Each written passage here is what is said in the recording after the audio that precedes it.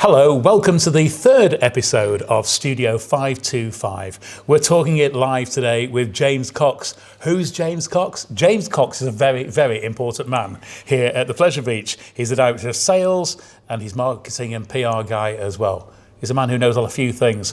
Now then, we're going to come to James in a minute. Let me just tell you first of all, we asked you, of course, to send in your questions. Loads of questions. What did you want to find out about life here at Pleasure Beach? So what we're going to do is we're going to put them to James in a few moments' time and find out a few secrets for you. Okay.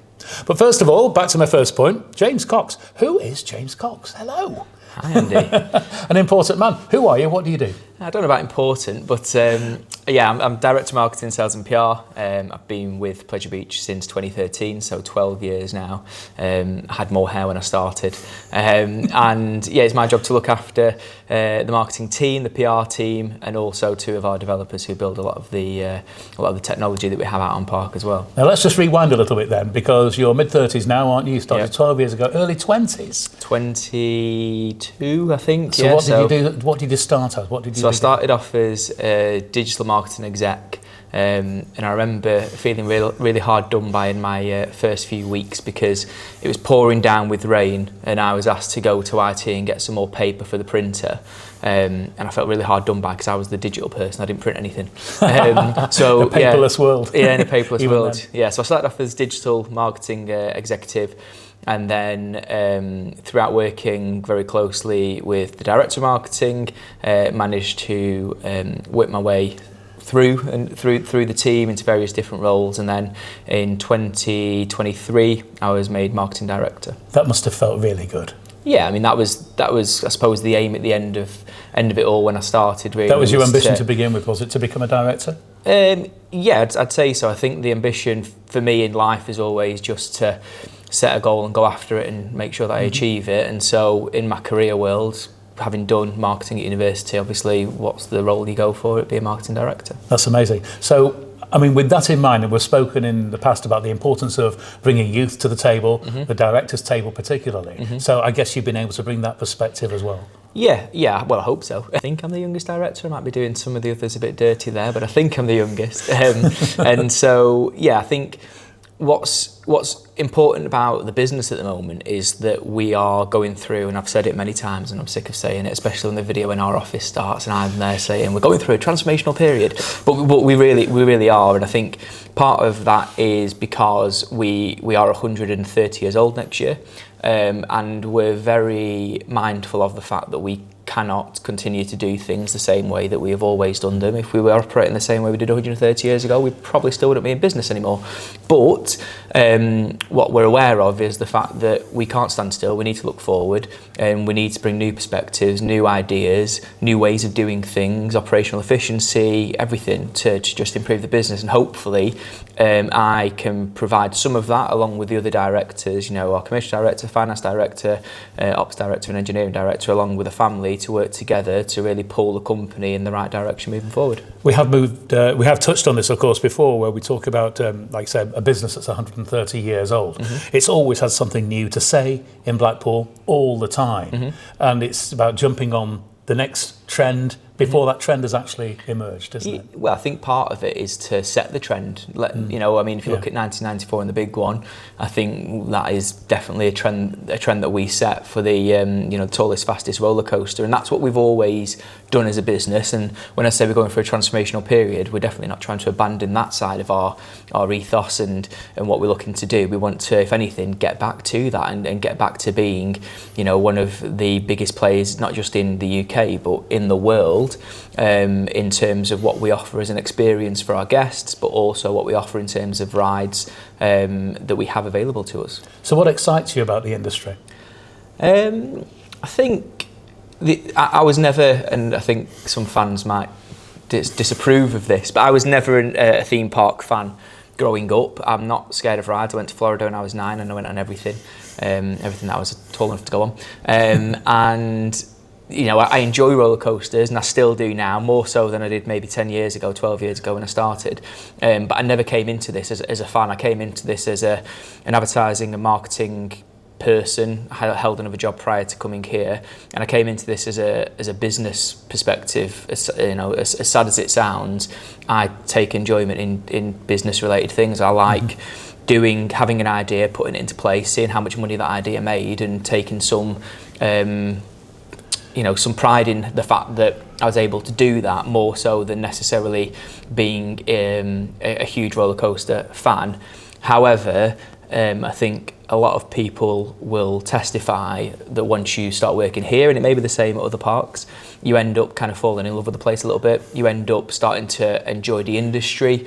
You start to say words you'd never thought you'd say, like RMC, or all these. RMC mean? It's Rocky Mountain Coasters. It's a company, but you end up using all these words that you never thought in a million years you would use, and then you slowly, for me, I guess, I kind of second guess myself and go, did I just say that? Do I know about that? How do I know that? And you haven't become some kind of theme park business. I'm not. I mean, if you compare me to Andy Highgate, you could ask him, Andy, where's this Gerstlauer coaster? And he'd be able to tell you the park, the country, everywhere.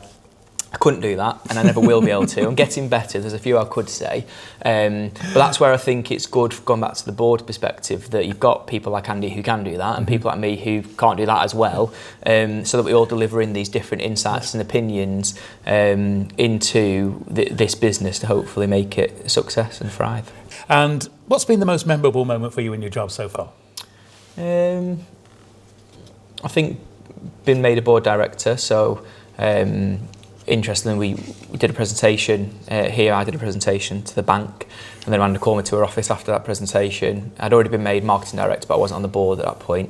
And then she went, "Do you want to be on the board?" I said, "Yeah, go on then." And then she gave me a hug, and that was it. But I think one of the other memorable moments, I think, was in my first or second week here. I was at my desk, just typing away, and Amanda again came up, and we just got into conversation. And I think she said, "What's your favourite ride?" And I said, "I don't know, I've not been in years, because before I started working here, I probably hadn't been in about 10 years." And she said, "Well, what about the big one? It must be the big one." I said, "I've never been on it." And she went, "You've never been on the big one?" I said, "No, I've never been on the big one." She went, "Right." At which point she dragged you on it, did she? She went, "Right, lock your computer." Yeah. Go to the big one, go to the front of the queue, tell them who you are and say you need to go on it. Yes. And then obviously I was only 22, 23 at the time, so locked the computer, ran down to the big one, and off I went onto the big one. So yeah, I think that's kind of a memorable one, yeah. It's that fun aspect of it, isn't it? That you get a chance, like you say, to lock your computer and go rush off down the other end of the park and have a go on a ride. Yeah, I mean, not many people can say they can do that in the workday. No, absolutely not. And I think I've mentioned that before when we've gone out as a team, maybe for lunch on part, the marketing team.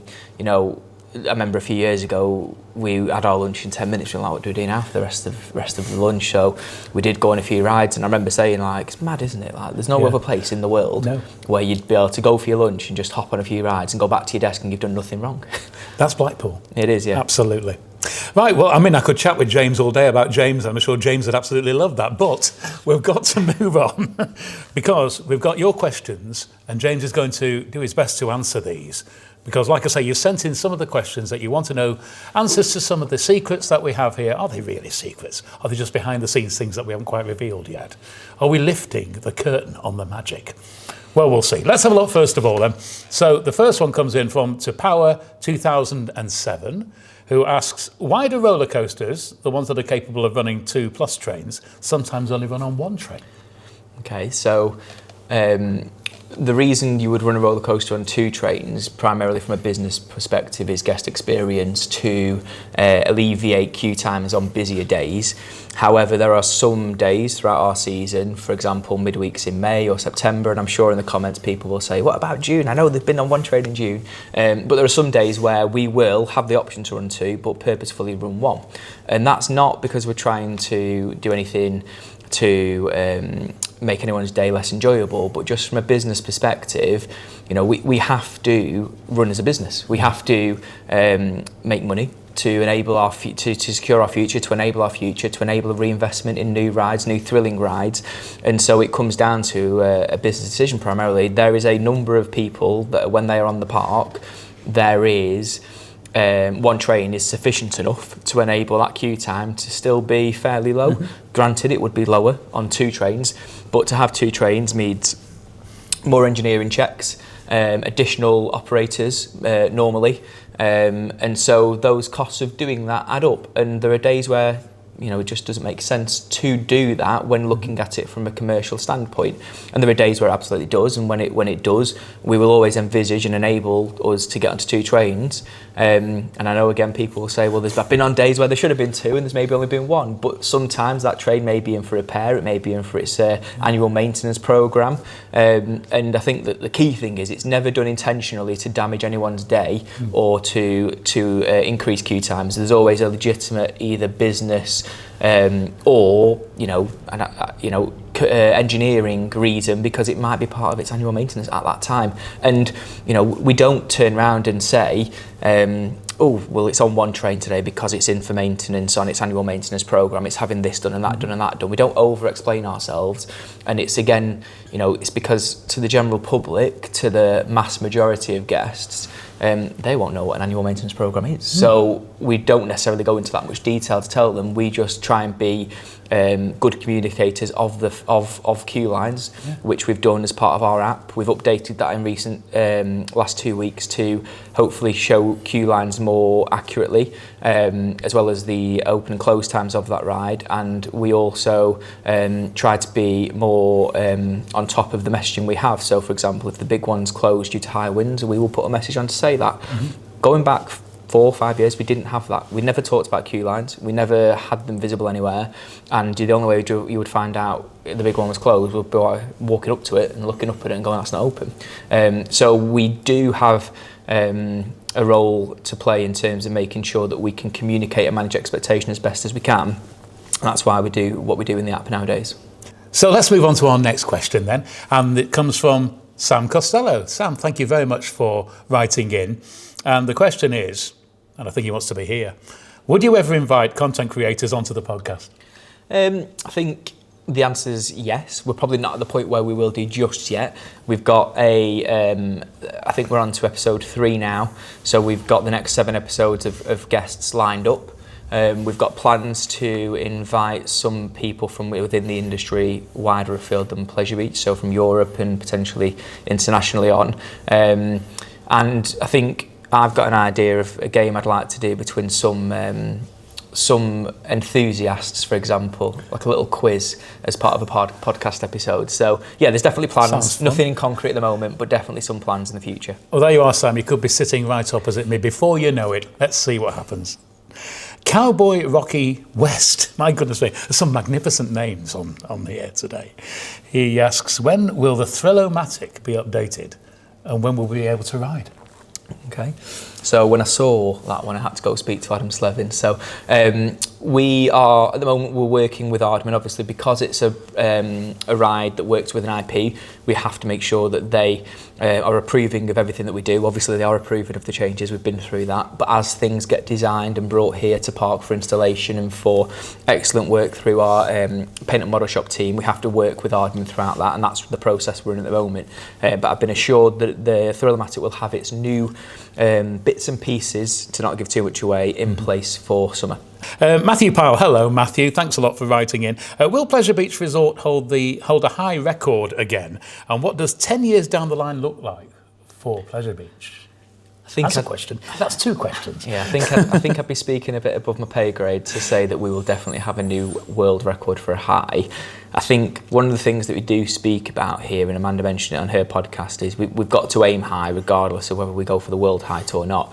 And so the next, we're very aware of the impact the big one had in 1994. And we know that we need to continue to deliver some groundbreaking world record holding rides. Now, whether that would be high or not, I don't know. And what it would be, I'm not entirely certain, but I know for definite that it is on the Amanda's radar and agenda that we want to, we want to break some records at some point, yeah. There is a limit, of course, as to how high you can go, because we're right next to the airport. There is, but we've got a good relationship with the airport, so we had to speak to them about, obviously, the big one. Which has lights on it, of course. It does, it does, beacons to make sure that the incoming aircraft see it. But we try not to let things like that hold us back. We aim for the stars first and then get over any obstacles that are in our way. And then Pleasure Beach in 10 years, there's lots of plans. and again, I think Amanda mentioned this in her podcast, but we have to, as a business, look forward to the future. Ride manufacturers' books work 2 or 3 years in advance. So we, as a business, need to be thinking at least 2 or 3 years in advance. And at the moment, we're trying to look, in the next 5 or 10 years. So there's definitely a plan, and it's definitely exciting. And that's hopefully the common thread you'll have seen in the marketing that we've done with the season launch, with the various other updates we've given. There's a very exciting plan there. There's obviously new rides as part of that plan. Well, talking about new rides, let's talk about the Gyro swing ride. And we have a note in from Attractions Near Me, who asks, will it swing? Now, I've been wondering about this one as well. Will it swing towards Infusion, or will it go across the road towards the sea? Will it go across the prom? It won't go across the prom, no. So it'll swing towards Infusion, and again, that's quite purposeful. So when we were thinking of where this ride would go, we wanted to make sure that it was visible from the outside. So one of the famous quotes that relates again to the big one is that when we built the big one, the skyline changed. And so we wanted to make sure that the skyline would change again. So you'll see it yourself, I'm from Blackpool, walking down the prom, that when the big one is near the top, everyone stops, stands, looks up in awe and watches it go over. And we wanted to make sure that there was something for people to see on that promenade as it was swinging, that they stop, stand, look in awe, and hopefully point at it and go, Mum, Dad, I want to go on that. Yeah. And so that's why the purposeful decision to have it that way, so it's got maximum impact from the promenade, was made. Right, on to our next question then. And here's a fantastic name. We've got George's Theme Park Adventures, which sounds exciting, who writes in and says, with heritage being such a big part of Pleasure Beach, how do you strike that balance between renovating old rides and modernising the park? And I think Amanda's spoken on this as well, hasn't she? Yeah. I think the key word there is balance. We can't focus purely on our heritage because, as Amanda said, heritage isn't necessarily sexy anymore in terms of what the younger generation, Gen Zs, etc., are looking for in a theme park. Well, it's not a museum, is it? It's not, and we're not a museum, no. But that being said, the same family have owned the park for 130 years, and those rides hold a very dear place in the heart of the family and the owners, and us, the directors and everyone who works here and has maintained them. There's some engineers who've worked on those rides 40 years. So it is a balance, and it is important that we continue to maintain them. We always have done. And I think with our reimagining programme now, that provides opportunities for the preservation of and the investment into some of our older rides. I mean, we talk about old rides, but some of them are still great. Revolution, Steeplechase, various, they've been here a long time, but they still pack a punch in terms of their thrill factor. And so obviously we want to preserve that and, make sure that we invest in that, enable them to continue many years into the future. But we're very aware, particularly in my job as marketing, that the most, my job is to get people here. And it's a lot easier when we've got a new ride. So, I'm always pushing for a new ride and always will be. So it is about balance, and it is about, when we're looking at that 10-year plan, we make sure that we've got enough in there to make us, look attractive to new visitors to the park, and we've got to strike that balance accordingly with our existing guests and preserving what they know and love, as well as bringing in new things for new visitors, so that we grow our attendance, grow revenue, have money available to reinvest, and complete the cycle again and again and again. And the next question for James is, why does the Pleasure Beach get so much hate compared with other parks? I think it's all relative for a start. I think every park has good and bad years in terms of what people think of them. I think that we do probably get a little bit more than our fair share, and I think for a lot of the times it's unwarranted. And don't get me wrong, that's not me saying that we never make mistakes. We certainly do, and we're trying to get better and more honest in our communication, and hope that's visible. It's purposeful and intentional from us as a marketing team and from the whole company that we improve our communication and our transparency. But I think we've got a very loyal fan base, and that loyalty comes across in different ways sometimes. And when there's a particular issue that they don't like, obviously it makes its way into the comments, as it does for other parks. But I think we've been here 130 years, so there's 130 years worth of memories for people to fall back on and to think of and to pass comment on. And yeah, I think that ultimately is the main reason why we've got, most people who still visit now visited as children, so they've got a memory from when they were 5 years old all the way to being 40 years old, whereas other parks they may not have visited until they were teenagers. So yeah, something we're definitely aware of, something we've taken particular note of and trying to improve our communication to reduce it. We're trying to make all the right strides. Nothing's ever intentional to try and upset anybody or anything, but at the same time it's impossible to keep everyone happy. So we've got to strike the balance and do what we can for fans, for enthusiasts, for the mass majority of our guests who are the regular families, and that's something we're always looking to do, but it's impossible to get it right every time. I suppose it's a measure of the passion and the love that people have for Pleasure Beach. Yeah. And that history, as we're saying, goes back 130 years. A lot longer than many other parks. Yeah. People have that affinity with the place. Yeah. And it's, I suppose if they didn't care, they didn't love, they wouldn't comment. No, I think, I liken it to a football team. I think when your football team's playing rubbish, you have a lot to say about it. When they're playing well and it's the same group of players, all of a sudden they're great. And I think it is passion, it is because you care, and it's because you want the best. And I think all that we would like to make sure that people are aware of is that we care, we are passionate, we want the best too, and we're all wanting the best outcomes. We might have different views on what the outcome is that we should be aiming for, but we typically have a bit more context as to what we can or can't do, where we are and what's available. So, but we are always striving to do what's right for the business and the best for the park. And we know that you, the viewers and listeners, always want the best for Pleasure Beach. That's why you're watching us today. You want to know what's going on here all the time. We're happy to let you know. Now then, what's the inspiration behind the name Aviktas, asks Warwick. Okay, so Aviktas, obviously the name of the new Gyro that we announced recently. I can't tell you the name, the reason for it, and that's not because I don't know, it's because I'd be shooting myself in the foot for any marketing we've got to come. So keep your eyes peeled on our socials, and we will be unveiling the story of Aviktas over the next few months. Sounds a bit Latin. Next year. I couldn't tell you whether it was or it wasn't handy, because that'd be giving something away, wouldn't it? It would, wouldn't it? It would. Right, let's move on then to Aaron, who asks, what happens from the start of the closed season to opening day of the new season for maintenance? A lot. Not just in maintenance. I think, my friends say to me when we close in November, what do you do now then? You haven't got anything to do? And it's like, I've got more to do now. All the prep work goes into getting us open in February half term now, but typically weekends in March. But from a maintenance specific perspective, all the rides effectively get taken away off of the tracks, if you're thinking of a roller coaster, and get deassembled down to the last nut and bolt.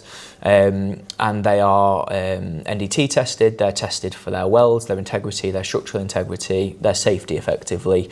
They are then, once those tests are all done and passed, obviously anything that needs a bit of work obviously gets the work and attention. They're then reassembled and put back on the track, obviously at the same time tracks having work, potentially track replacement or other pieces of work, like Infusion had some work this winter. But effectively we strip everything down, build it back up again, replace anything that needs replacing in that period of time, and then go through all of our safety checks again with our independent bodies who come in and regulate those rides and give us a doc that means that we can issue it.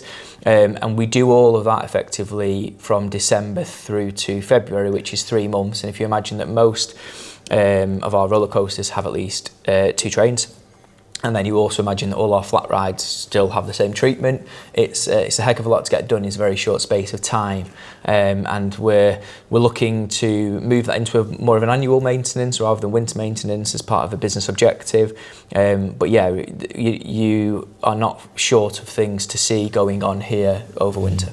And of course, all that taking place in the winter months, and the weather in Blackpool can be absolutely atrocious in January, as we know. Yeah. And yet they're out there on the tracks and repairing. Yes, yep. They're in the work sheds, they're out there on the tracks, doing whatever is necessary for the ride that they are working on. And, back into the business side, I think, as a marketing team, we're planning what we're doing for next year, where our money's going, what we're spending it on, what our creators might look like. So there's never a day, hour or second, maybe a second, where people are sat here twiddling their thumbs, not knowing what to do with the time. Let's move on, and we've had quite a few questions about the Grand Prix site. We'll go with this one then from Dan McMinn, who asks, is there any plans for the old Grand Prix site? Yeah, there's lots of plans for lots of places. Obviously, we're not in a position to communicate any of them that because we have to hold some stuff back. But yes, there is obviously plans for what may go in the Grand Prix site. I've got to ask you, because you were just saying, yeah, we know about that, but I can't tell you about that now. Do you go home at night with loads of secrets in your head that you couldn't, that you're frightened to death to reveal, just in case you blow the gaff? I go home and try and detach as much as possible, but it's not an easy thing to do because it's all not new rides necessarily, but the business in particular is always never far from my mind or attention. Excellent.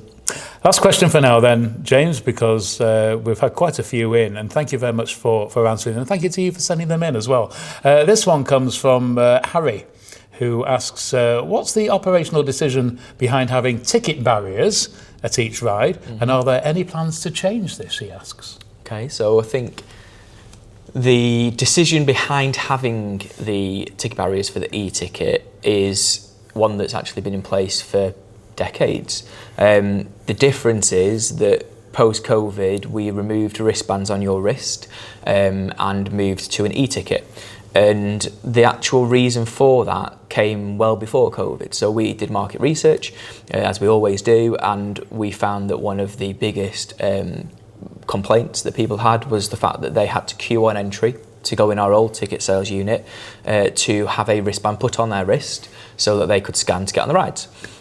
So we, well ahead of COVID, were thinking, right, well that's, it's our number one complaint, how can we address that? So we came up with the idea of, well, let's have an e-ticket.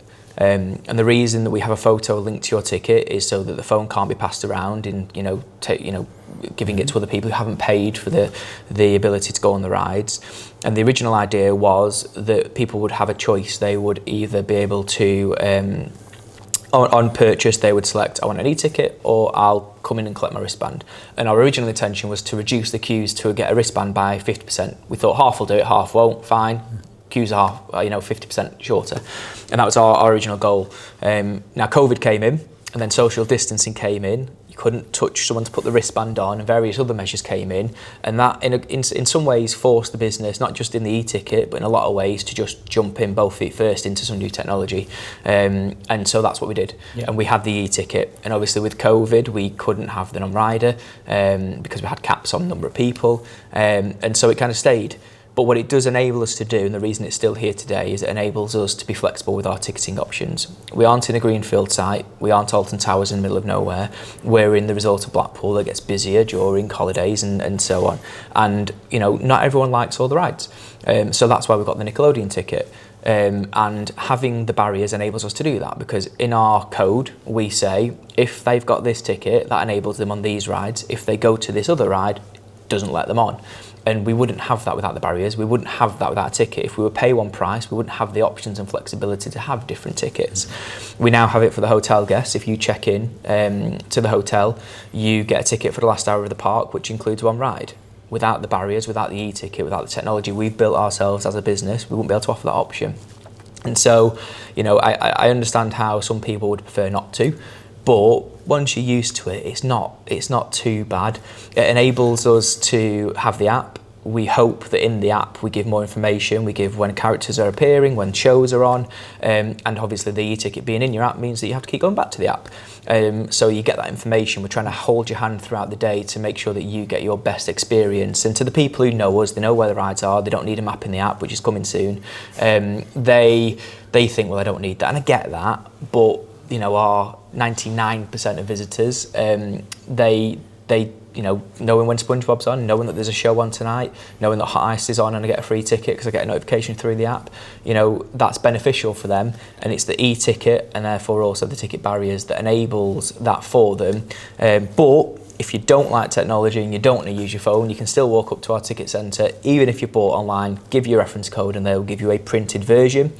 Or you can go into guest services and convert your e-ticket into a printed version so you can put your phone away if you want to, and then you're as good as we used to be, which is where you had a wristband and scan through. Absolutely amazing. How do you memorise all this? Company man. He knows his product through and through. Yeah, definitely. James, it's been an absolute joy. Thank you so much for coming on and answering some of the questions. Some quite pointed questions there as well. So thank you very much for sending those in. Don't forget, keep sending them in as well, because we can ask them to all sorts of people here on the park. And thank you very much for joining us here at Studio 525. And we'll be talking again to another one of our Pleasure Beach celebrities. Are you a celebrity, would you say, James? Absolutely not. No. No intention to be. There's a man who wants to make the news, but not with the news himself. That's all. James Cox, thank you very much. No worries. And thanks from both of us. Bye-bye for now.